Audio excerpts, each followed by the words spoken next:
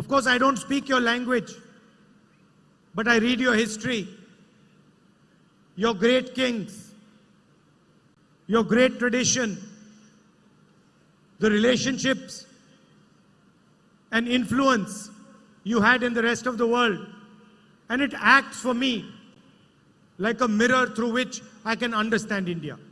எப்பொழுதெல்லாம் இந்தியாவை புரிந்து கொள்ள ஆசைப்படுகிறேனோ அப்பொழுதெல்லாம் நான் தமிழ்நாட்டை பார்க்கிறேன். அதனுடைய கலாச்சாரம், அதனுடைய தொன்மையான பண்பாடு, அதனுடைய அற்புதமான கவிஞர்கள், அவர்களுடைய சிந்தனையின் தாக்கம், இவைகளெல்லாம் இந்த மொழியினை நான் படிக்கவில்லை என்றாலும் கூட அவருடைய சரித்திரத்தை நான் படித்த காரணத்தினால் இந்தியாவை பார்க்கின்ற வேளையிலெல்லாம் தமிழ்நாட்டை பார்த்து தமிழ்நாடு இந்தியாவை பிரதிபலிக்கின்ற ஒரு அற்புதமான கண்ணாடியாக அதனை நான் பார்க்கிறேன். You have given giants to the world like Periyar. நீங்கள் உலகத்திற்கு மிகப்பெரிய ஜாம்பவானை பெரியாரை போன்ற பேர் ஆளுமைகளை இந்த மண்ணுக்கு தந்திருக்கிறீர்கள். Annadurai, Kamaraj, பெருந்தலைவர் பெருந்தலைவர் காமராஜரை போன்றவர்கள், கலைஞரை போன்றவர்கள், இன்னும் ஒப்புயர்வற்ற தலைவர்களை எல்லாம் இந்த மண்ணுக்கு நீங்கள் அளித்திருக்கிறீர்கள். I could spend the whole meeting talking about Periyar ji, Annadurai ji, Kamaraj ji, Kalangan ji. இந்த கூட்டத்தை முழுமையுமே பெரியாரை பற்றியும் அண்ணாவை பற்றியும் தலைவர் காமராஜரை பற்றியும் கலைஞர் அவர்களை பற்றியும் நான் முழுமையாக பேசிக் கொண்டிருக்க முடியும். And you have shown the rest of the country how to walk on the path of social justice. நீங்கள் சமூக நீதியின் பாதையிலே எப்படி நடப்பது என்பதை இந்த நாட்டுக்கே தமிழகத்து மக்கள் தான் அதை தெரிவிக்கப்படுத்தியிருக்கிறீர்கள். So when it was decided to start the Bharat Jodo Yatra, we started in Tamil Nadu. எனவேதான் பாரத் ஜோடோ யாத்திரையை நான் ஆரம்பிக்கும் போது தமிழகத்திலிருந்து அந்த யாத்திரையை துவங்க வேண்டும் என்று நான் நினைத்தேன்.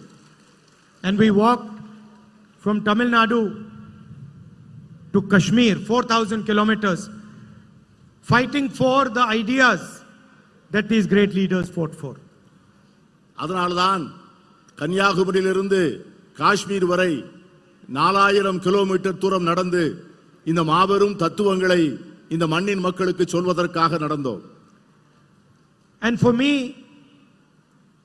whenever I come to this great land, I come here with humility and with my head bowed to your past and your tradition. எப்பொழுதெல்லாம் இந்த மண்ணுக்கு வருகிறேனோ அப்பொழுதெல்லாம் உங்களது கலாச்சாரத்திற்கும் உங்களது பண்பாட்டிற்கு முன்பும் நான் தாழ்மையுடன் தலைவணங்கித்தான் வருகிறேன். Because the only thing that a person like me can do is learn from your tradition and your history.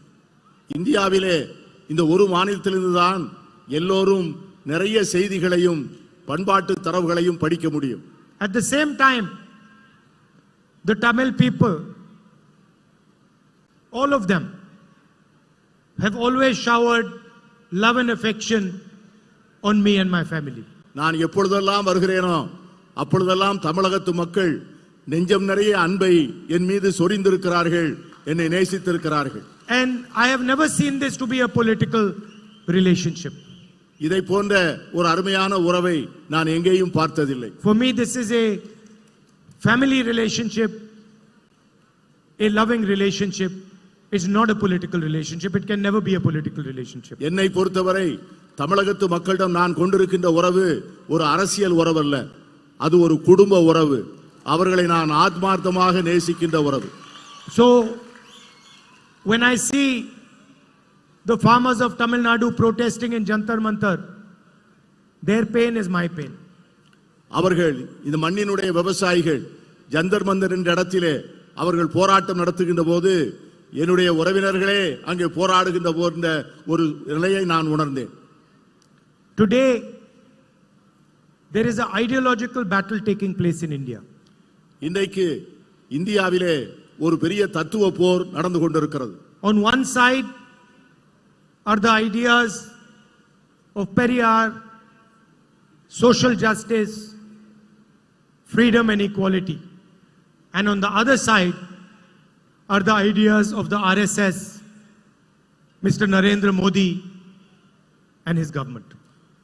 ஒருபுறம் தந்தை பெரியாரை போன்ற தலைவர்கள் போதித்த சமூக நீதி, சமத்துவம், விடுதலை, மறுபுறம் நரேந்திர மோடியை போன்றவர்கள் கொண்டாடுகின்ற வெறுப்பும் துவேஷமும்.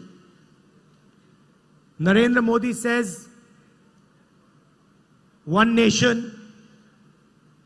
one leader, one language. Narendra Modi சொல்லுகிறார், இது ஒரே நாடு, ஒரே தலைவர், ஒரே மொழி என்று சொல்லுகிறார். The Tamil language is no less than any other Indian language. இந்தியாவில் இருக்கிற எந்த மொழியை விட தமிழ் மொழி எந்த விதத்திலும் குறைந்த மொழி அல்ல. There are many different languages, many different traditions, many different histories and cultures in this country, and all of them are equally important to us. இந்த நாட்டில் பல்வேறு மொழிகள், பல்வேறு பண்பாடுகள், பல்வேறு கலாச்சாரங்கள் இருக்கின்றன.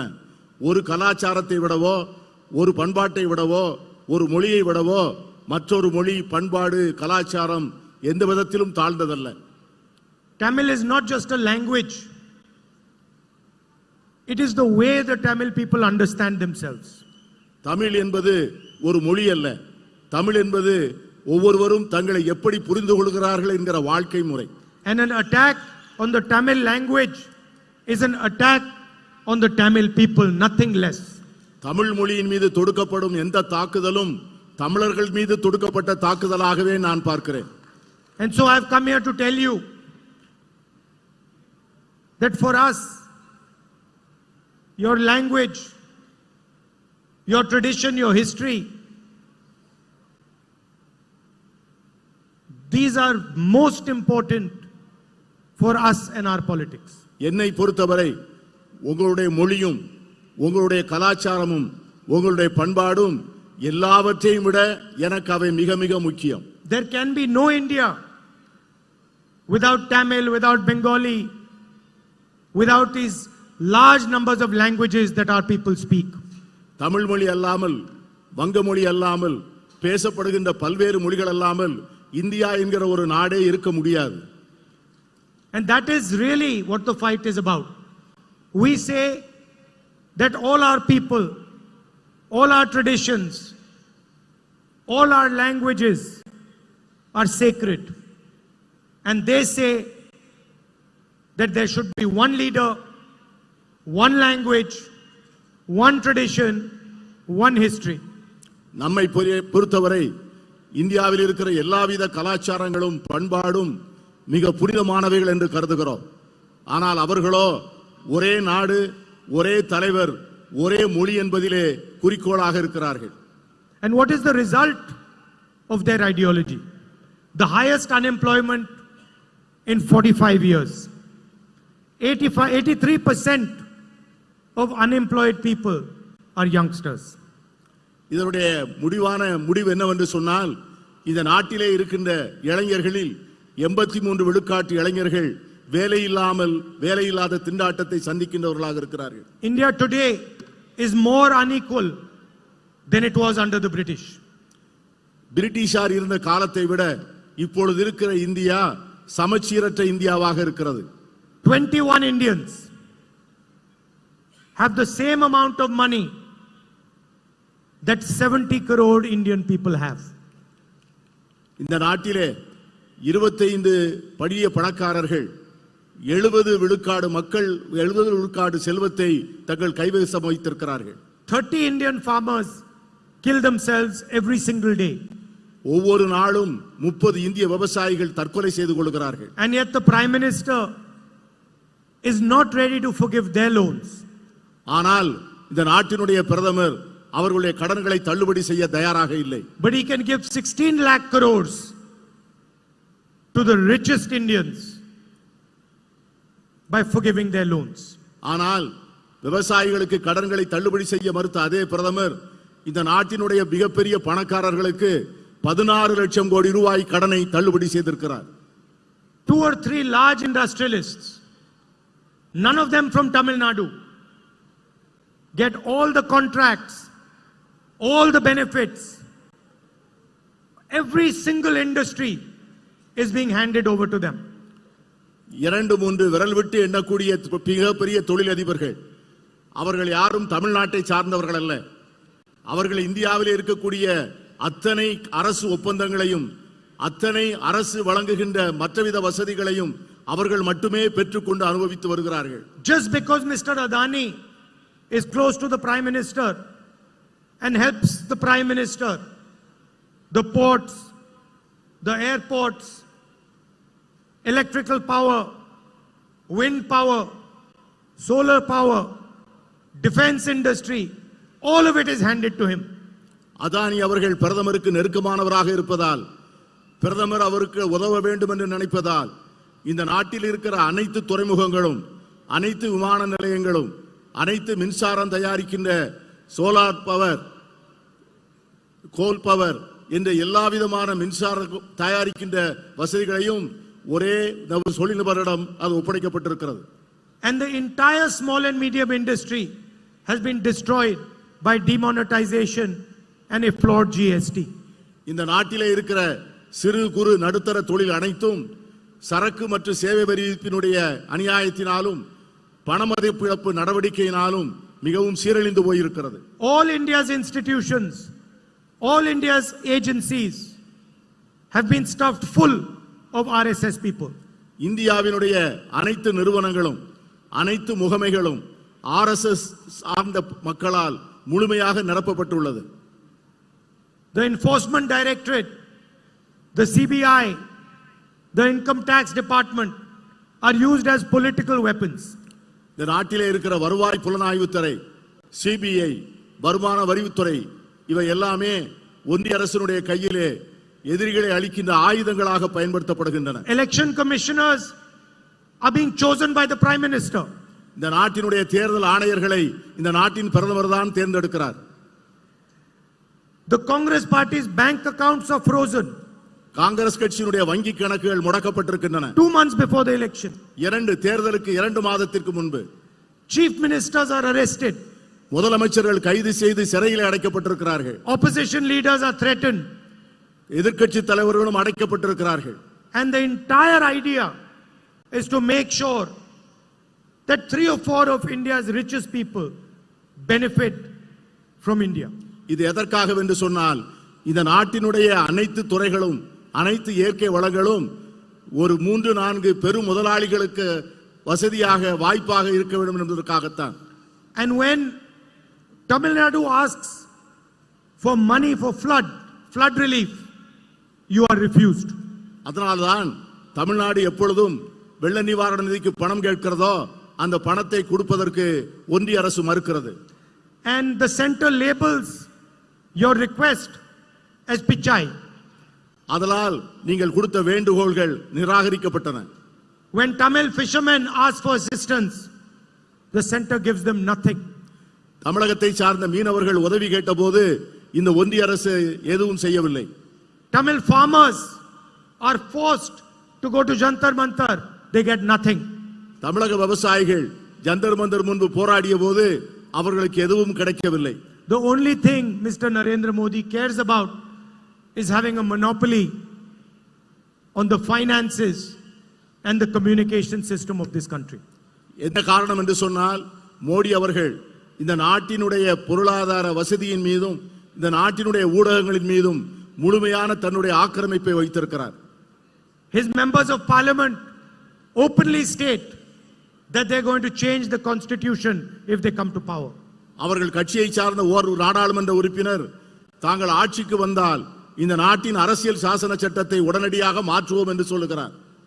And in the rest of the world, where earlier India used to be called a beacon of democracy, the rest of the world today says India's democracy is no longer a democracy.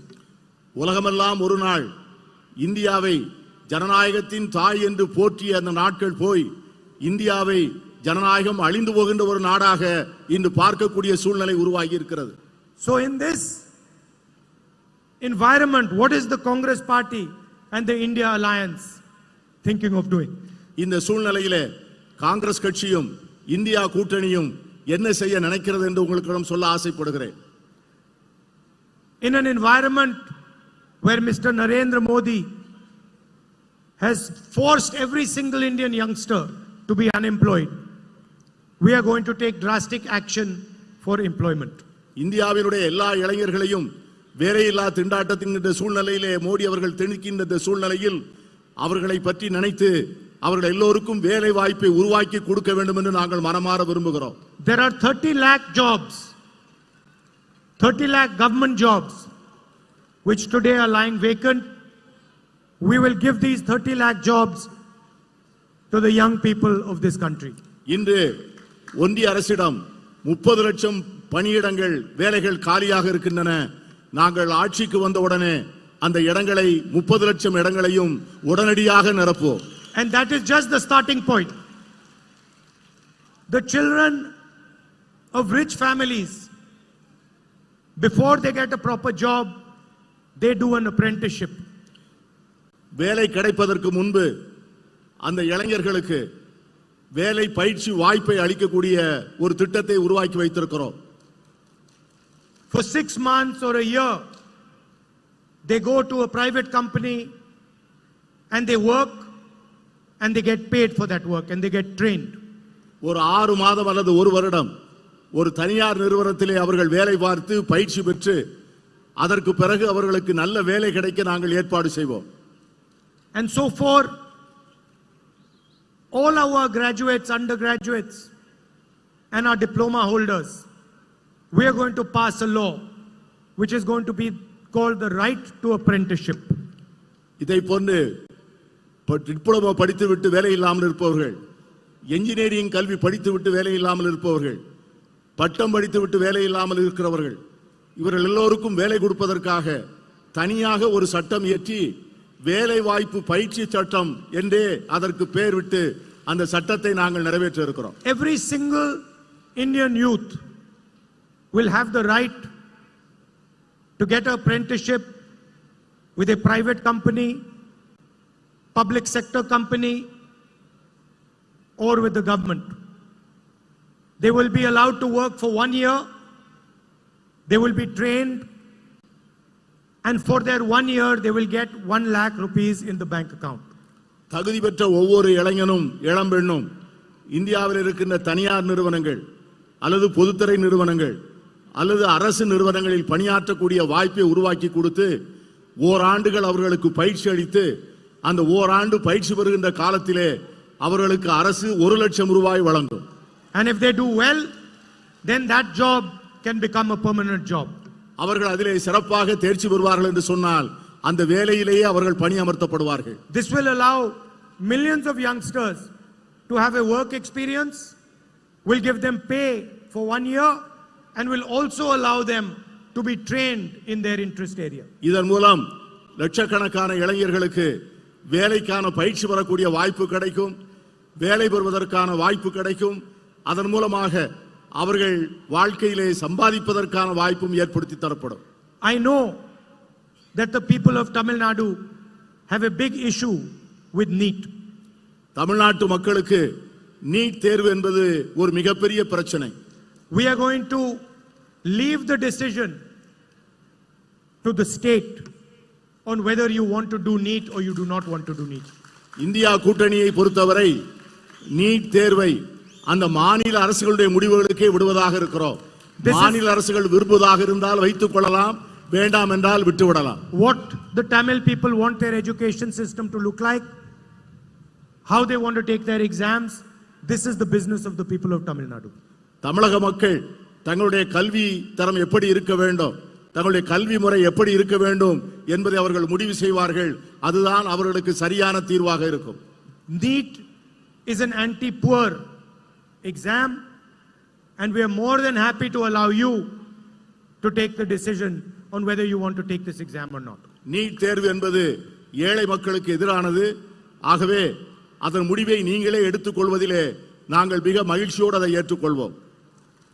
I remember when the Tamil farmers were protesting in Jantar Mantar in Delhi, and you've all seen millions of farmers protesting in the rest of the country.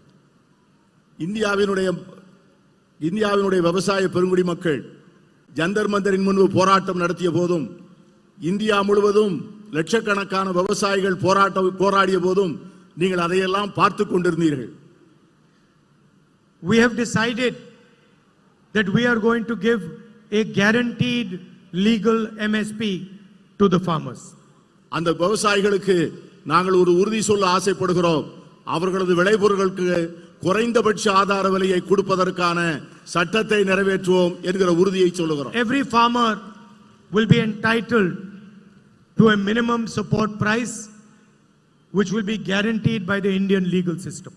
ஒவ்வொரு விவசாயியும் அவருக்கு குறைந்தபட்ச ஆதரவு விலை உறுதி செய்யப்படும்.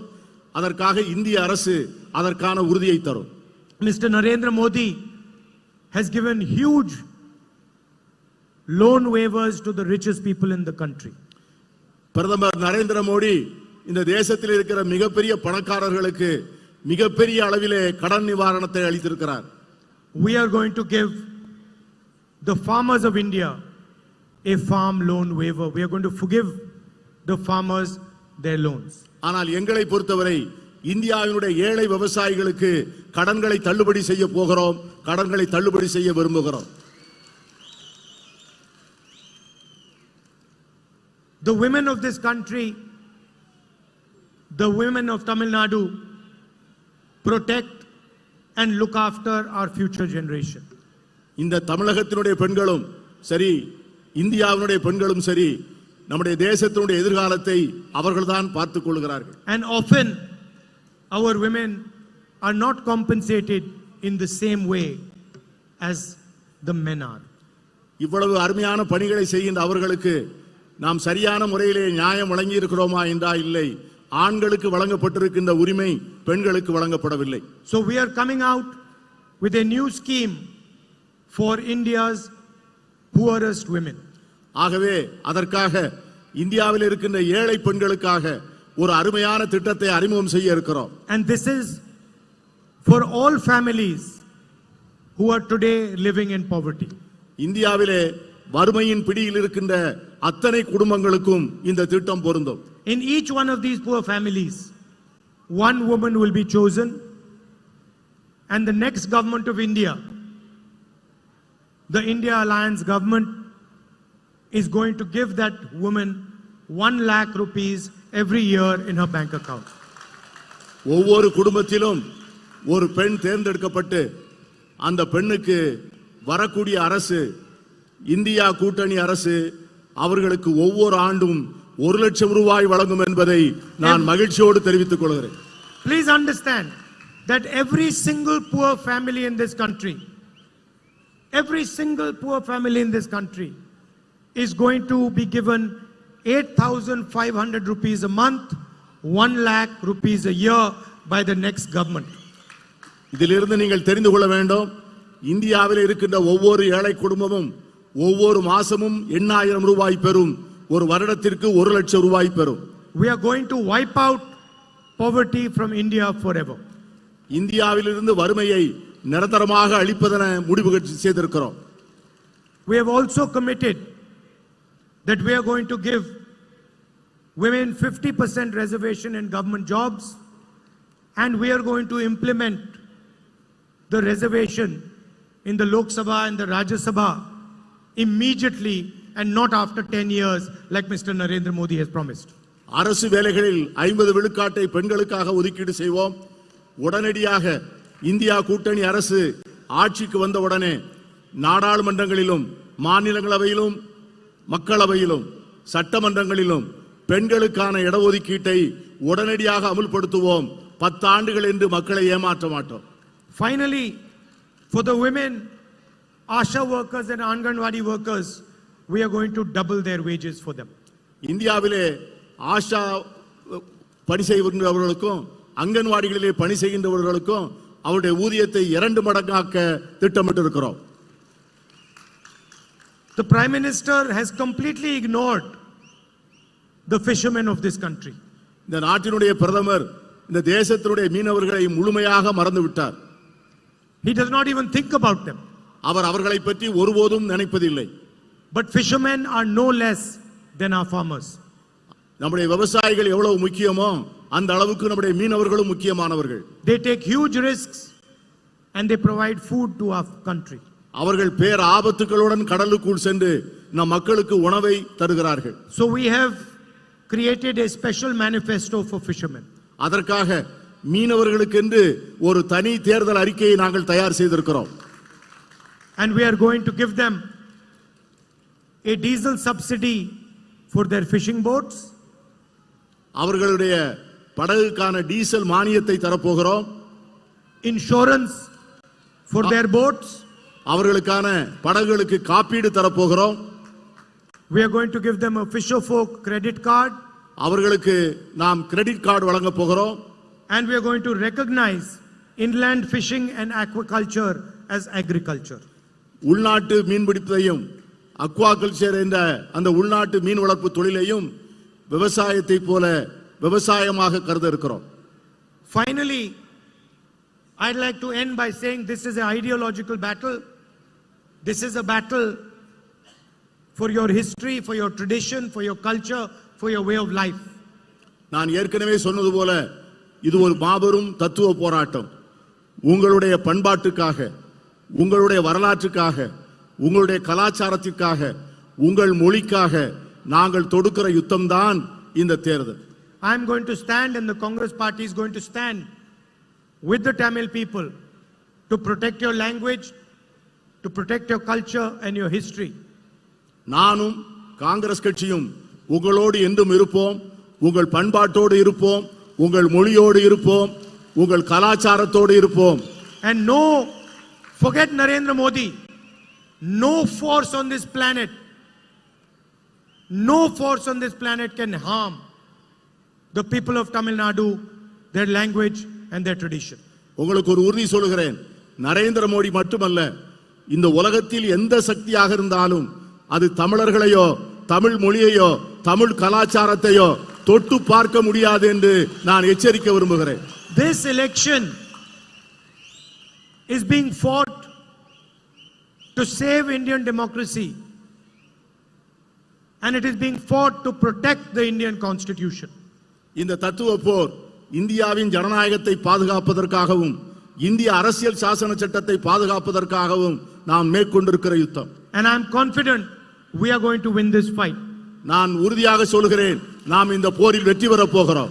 I'd like to once again thank you for coming here and for all the love and affection you always shower on me. மீண்டும் ஒரு முறை நீங்கள் இங்கே வந்து உங்களுடைய அன்பை என்மேல் பொழிந்ததற்கு என் நெஞ்சம் நிறைந்த நன்றியை மீண்டும் ஒரு முறை சொல்ல ஆசைப்படுகிறேன். Thank you. வணக்கம். நன்றி, வணக்கம். 40க்கு 40 வெற்றி கூட்டணியின் சார்பில் மாண்புமிகு தங்கம் தென்னரசு அவர்கள் நன்றியுரையாற்றுவார்கள்.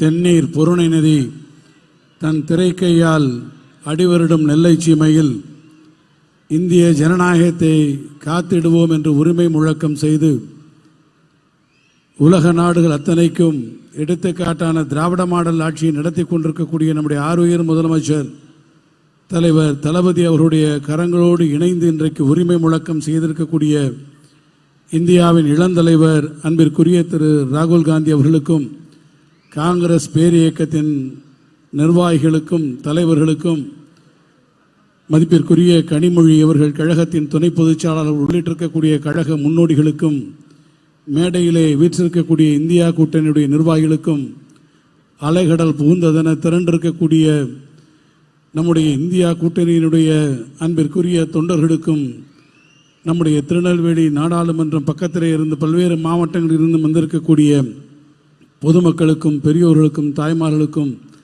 நிர்வாகிகள் அனைவருக்கும் நம்முடைய இந்தியா கூட்டணியின் பணிக்குழுவின் சார்பில் என் நெஞ்சார்ந்த நன்றியை தெரிவித்துக் கொள்கிறேன். நன்றி, வணக்கம்.